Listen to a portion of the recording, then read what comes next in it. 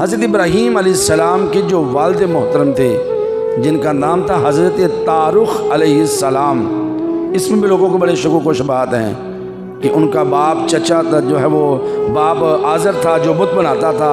قرآن پاک نے کہا وَإِذْ قَالَ إِبْرَاهِيمُ لِأَبِيهِ، اپنے باپ آزر سے کہا أَتَتَّخِذُونَ أَصْنَامًا آلِهَةً، تو ان بتوں کو کیوں بناتا ہے؟ تو باپ آزر ہی ہے، لیکن نہیں، عربی زبان میں چچا کو بھی باپ کہا جاتا ہے، جس طرح حضور علیہ السلام حضرت عباس جو کہ آپ کے چچا تھے، فرماتے حضور علیہ السلام نے ان کے لیے باپ کا لفظ بولا۔ دوسرا، حضرت یعقوب علیہ السلام جو یوسف علیہ السلام کے والد محترم ہیں، حضرت اسحاق کے بیٹے ہیں اور حضرت ابراہیم کے پوتے ہیں حضرت یعقوب علیہ السلام، جب ان کی وفات کا وقت قریب آیا تو آپ نے اپنے بیٹوں کو بلایا اور فرمایا اے میرے بیٹو، میرے بعد تم کس کی عبادت کرو گے؟ میرے بعد تم کس کی عبادت کرو گے؟ اللہ تبارک و تعالیٰ نے اس کو قرآن پاک میں فرمایا ام کنتم شہداء اذ حضر یعقوب الموت، کیا تم حاضر تھے جب یعقوب کو موت کے قریب ہوئے؟ اذ قال لبنیہ ما تعبدون من بعدی، میرے بعد کس کی عبادت کرو گے؟ قالوا نعبد، انہوں نے کہا نعبد، ہم عبادت کریں گے الہ کا، آپ کے خدا کی، آپ کے الہ کی، و الہ آبائی کا۔ یہ بات ہو جو طلب ہے، بیٹوں نے کیا کہا حضرت یعقوب علیہ السلام کو؟ ہم آپ کے خدا کی عبادت کریں گے، و الہ آبائی کا۔ باپ عربی میں باپ کو پتہ کیا کہتے ہیں؟ ابن، باپ، اور اس کی جمع کیا ہے؟ ابن کی جمع کیا ہے عربی میں؟ اس کی جمع ہے آبا۔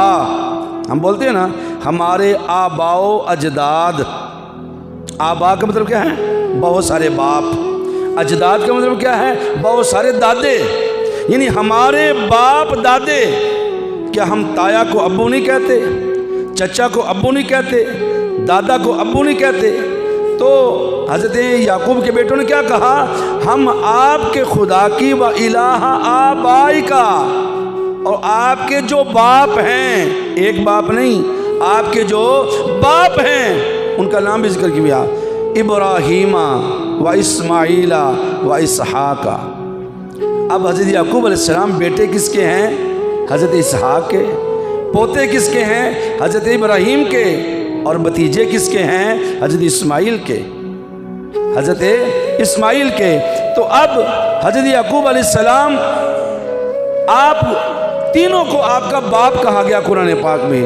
معلوم ہوا حقیقی باپ ایک ہی ہوتا ہے، جس طرح حضور علیہ السلام نے فرمایا ہر انسان کے 3 باپ ہوتے ہیں، حدیث پاک میں ہے۔ کیا فرمایا؟ ہر انسان کے 3 باپ ہوتے ہیں۔ ایک وہ باپ جس نے اس کو پڑھایا، علم دیا، علم سکھایا، علم سکھانے والا بھی باپ ہوتا ہے، روحانی باپ ہوتا ہے۔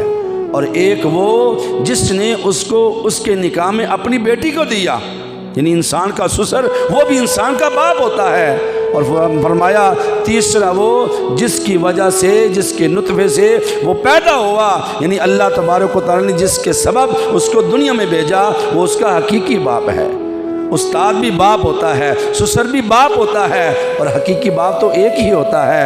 اس لیے حضرت ابراہیم علیہ السلام نے جب آزر سے کہا وَإِذْ قَالَ إِبْرَاهِيمُ لِأَبِيهِ، جب اپنے باپ آزر سے کہا، مفسرین فرماتے ہیں اس کا مطلب یہ ہے حضرت ابراہیم علیہ السلام آپ آزر کے بیٹے نہیں تھے بلکہ بھتیجے تھے، تو آزر آپ کا چچا تھا، باپ نہیں تھا۔